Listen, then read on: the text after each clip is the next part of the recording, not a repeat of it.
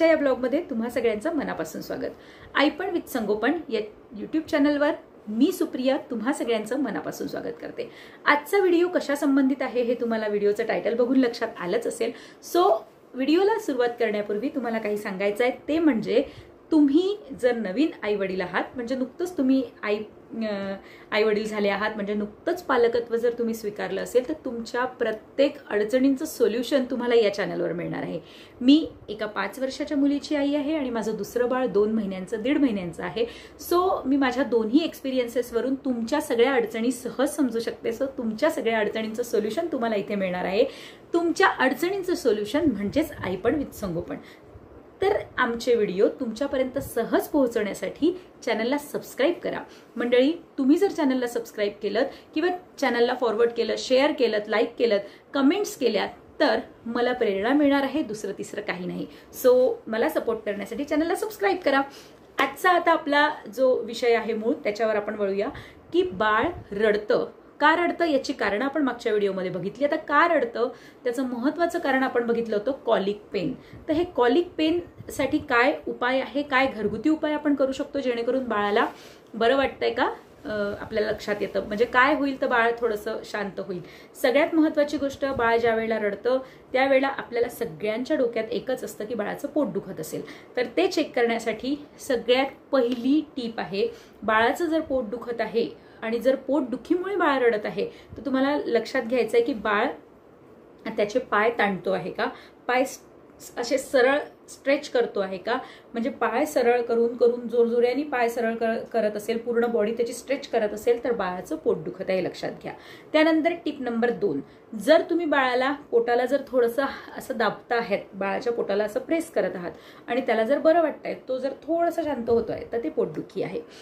Number 3, बाळाला जर पोटदुखी आहे हे कसं कळेल, तर या सगळ्या गोष्टी तर झाल्याच, पण पोट दुखत असताना बाळ किंचाळून किंचाळून रडतं। एकदम अर्थात रडणं हे सगळंच सारखं असतं, पण त्यावेळेला खूप किंचाळत असतं बाळ आणि आपल्याला म्हणजे लक्षात येतं की हे भुकेसाठीचं रडणं नाही आहे, रोजचं त्याचं भुकेचं रडणं, रोजचं त्याचं डायपर जेव्हा ओलं होतं तेव्हाचं रडणं आणि हे रडणं, यात थोडंसं आपल्याला फरक लक्षात येतो। हे हळूहळू लक्षात येईल, अगदी पहिल्याच दिवशी या सगळ्या गोष्टी लक्षात येणार नाही। सो म्हणून म्हणतात ना की आई पण सोसून पाहावं लागतं किंवा आई होऊन पाहावं लागतं। सो या सगळ्या गोष्टी त्याच्यासाठी आहेत। तर असं जर सगळं होत असेल आणि म्हणजेच इन शॉर्ट बाळाचं जर पोट दुखत असेल, तर आपल्याला काय काय करायचं आहे। सगळ्यात पहिली गोष्ट, बाळाचं पोट दुखत असेल तर कधी कधी त्याची गॅस अटकली असते आणि त्याच्यामुळे त्याचं पोट प्रचंड दुखत असतं। सो तुम्हाला तुमचा हा तळ हात आहे, त्याच्यावर बाळाचं पोट येईल असं त्याला पालथं करायचं आहे तुमच्या हातावर आणि त्याचा या हाताने त्याच्या पाठीवर असं टॅप टॅप टॅप टॅप करायचं आहे, जेणेकरून त्याच्या पोटावर इकडनं प्रेशर येईल आणि इकडनं टॅप टॅप केल्यामुळे त्याची गॅस रिलीज होईल। बऱ्याच हे असं करत असताना आपल्याला लक्षात येतं की गॅस रिलीज होते।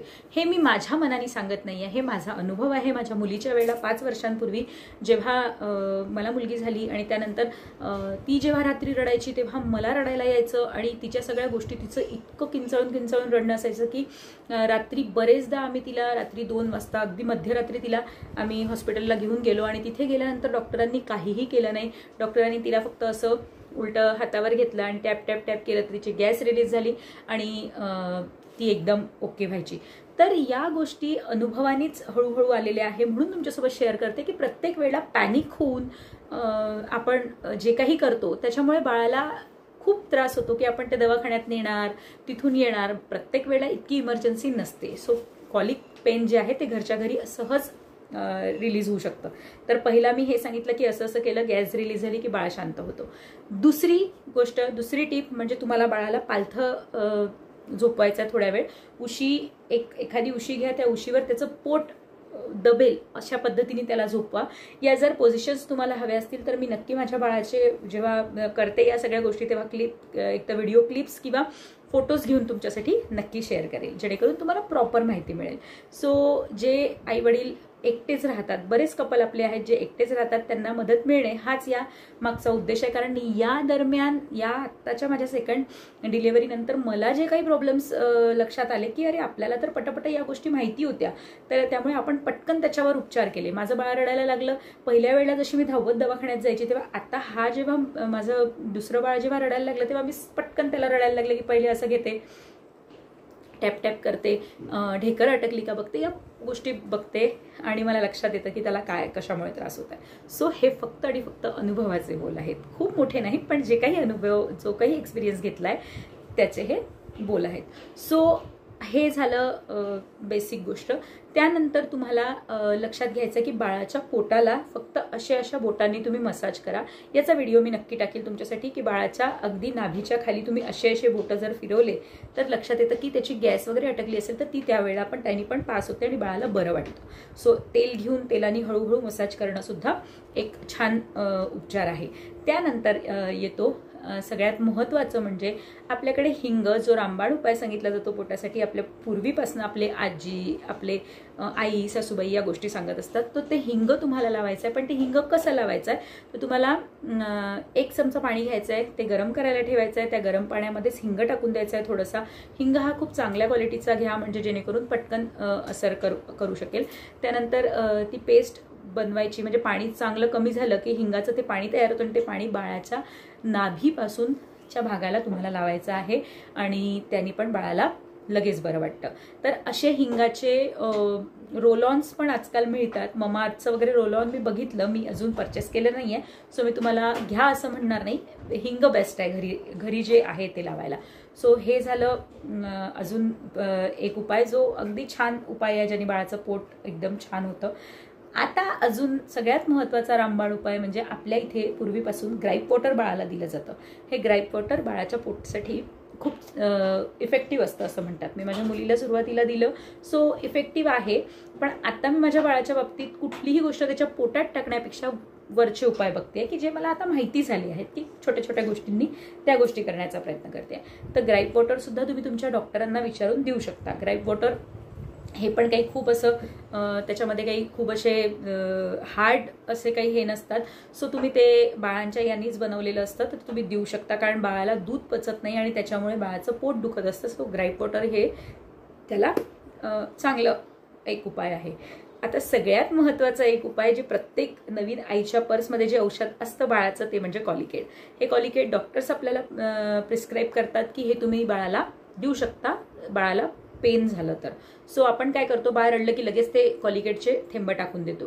सो अशा गोष्टी करण्यापेक्षा, इतकं पॅनिक होण्यापेक्षा जर आपण प्रॉपर या सगळ्या गोष्टी आधी करून बघितल्या की खरंच त्याला पोटदुखी आहे का, पोटदुखीच्याच मुळे तो रडतो आहे का. कधी कधी असं होतं बाळ रडायला लागलं की आपण कॉलिकेट टाकून देतो, तर हे चुकीचं आहे. सो अशा गोष्टी करण्यापासून वाचण्यासाठीच आजचा हा व्हिडिओ आहे की असं काही करू नका. ह्या सगळ्या गोष्टी आत्तापर्यंतच्या ज्या मी सांगितल्या त्या जर करूनही बाळाचं रडणं थांबत नाहीये, देन तुम्ही कॉलिकेट द्या. सो लक्षात आलं तुमच्या की या सगळ्या टिप्स फॉलो करा, नंतर कॉलिकेट द्या. त्यानंतर या सगळ्या गोष्टी करून कॉलिकेट देऊनही जर तुमचं बाळ थांबत नाही आहे रडणं, तर हे लक्षात घ्या की हे त्याचं पोटदुखी आहे की त्याची ढेकर अटकली आहे. बरेचदा बाळाला असं घ्या आणि खांद्यावर असं असं असं असं करून टॅप टॅप करा, तर त्याची ढेकर अटकलेली असते, बर्पिंग प्रॉपर झाले नसतं, त्यामुळे बाळ रडत असतं. सो त्याचा पण विचार करा, त्याच्याकडे पण लक्ष द्या. या 2 कारणांव्यतिरिक्त असंख्य कारणं असतात बाळाची रडण्याची. सो त्या सगळ्या गोष्टींचा विचार करून तुम्ही बाळाकडे लक्ष द्या. आणि खूपच सिव्हिअर जर होत असेल, बाळ अगदी तासभर झाला, अर्धा तास, 1 तास, 2 तास रडतच आहे, तर मग रिस्क घ्यायची नाही, पटकन दवाखान्यात घेऊन जायचं. पण या सगळ्या गोष्टी फॉलो करून बघा. कधी कधी बेसिक गोष्टी असतात ज्या आपण पॅनिक होतो आणि ज्या गोष्टींकडे आपलं लक्ष नसतं. सो कॉलिकेट, ग्राईप वॉटर, हिंग, मसाज, बाळाला पालथं झोपवून असं असं करणं, या सगळ्या गोष्टी म्हणजे मुळातच आपल्या स्वतःमध्ये एक छान छान उपचार पद्धती आहे ही. सो ही उपचार पद्धती तुम्ही फॉलो करा. एक आई म्हणून आधी आपल्या बाळाला औषधांपेक्षा या सगळ्या गोष्टी जर तुम्ही देऊ शकले तर ते जास्त उत्तम आहे. कारण लहान बाळाच्या तोंडात काही औषधं टाकण्यापेक्षा हे जास्त बेटर आहे. मसाजनी सुद्धा खूप आराम मिळतो. सो मसाज करा. नसेल जमत तुम्हाला तर अगदी बेसिक अगदी असे दाबून तुम्हाला लक्षात येत असेल की गॅस अटकली आहे तर फक्त असं दाबून असं बघा तुम्ही. युट्यूबवर खूप सारे व्हिडिओ आहे, मी सुद्धा एक व्हिडिओ टाकेल. मी माझ्या बाळाची मसाज अगदी नॉर्मल करते, रात्री मी करते, सकाळी आमच्या मावशी येतात. सो ते पण व्हिडिओ मी तुमच्यासोबत शेअर करणार आहे. सो आजचा व्हिडिओ कसा वाटला नक्की सांगा, कारण तुमच्या सगळ्यांचे जे काही प्रतिक्रिया आहे त्या माझ्यासाठी खूप महत्त्वाच्या आहे. कारण आईपण विथ संगोपन याचे हे सुरुवातीचे व्हिडिओ आहे. आत्ता हे चॅनल सुरू केलेलं आहे आणि या चॅनलला तुम्हा सगळ्यांचा प्रतिसाद खूप महत्त्वाचा आहे याच्यासाठी की मी माझे एक्सपिरियन्सेस तुमच्यासोबत शेअर करणार आहे. या चॅनलचा उद्देशच हा आहे की मला माझ्या पहिल्या डिलिव्हरीनंतर दुसऱ्या डिलिव्हरीमध्ये येणाऱ्या ज्या अडचणी आहेत त्यांना कसा सपोर्ट मला मिळाला किंवा माझे काय एक्सपिरियन्सेस होते तर या सगळ्या गोष्टींच्या फक्त मी तुमच्यासोबत शेअर करणार आहे. आणि हे शेअरिंग म्हणजेच तुमच्या अर्ध्या अडचणी दूर होणार आहे.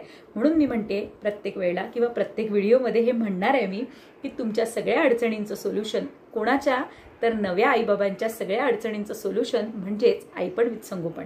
सो चॅनलला सबस्क्राईब करा, व्हिडिओ आवडला असेल तरच लाईक करा आणि तुमचं लाईक करणं, तुमचं शेअर करणं, सबस्क्राईब करणं यातून मला फक्त आणि फक्त प्रेरणा मिळणार आहे, दुसरं काहीही नाही. सो मला प्रेरणा देण्यासाठी, मला मोटिवेशन तुमच्याकडून मिळवण्यासाठी माझ्या आईपण विथ संगोपन या फॅमिलीमध्ये तुम्हाला मला सामील करून घ्यायचं आहे. तर तुम्हाला स्वतःहून जर सामील व्हायचं असेल तर सबस्क्राईबचं बटन दाबा. आणि आपण आता पुढच्या व्हिडिओमध्ये भेटू आणि भेटतच राहू. सो तोपर्यंत बाय बाय, टेक केअर. आपल्या बाळाची काळजी घ्या आणि बऱ्याच गोष्टी तुम्हाला इथे कळणार आहे बाळाच्या काळजीशी निगडीत ज्या आपल्या आयुर्वेदिक सुद्धा आहे आणि घरगुती सुद्धा आहे. मी माझ्या मोठ्या मुलीसाठी खूप काय काय केलं आहे, तिचे सगळे एक्सपिरियन्सेस तुम्हाला खूप फायद्याचे ठरणार आहेत. सो तेव्हाच चॅनलला सबस्क्राईब करा. भेटू लवकरच नव्या व्हिडिओसह. तोपर्यंत आईपण विथ संगोपन या चॅनलला बघतच राहा.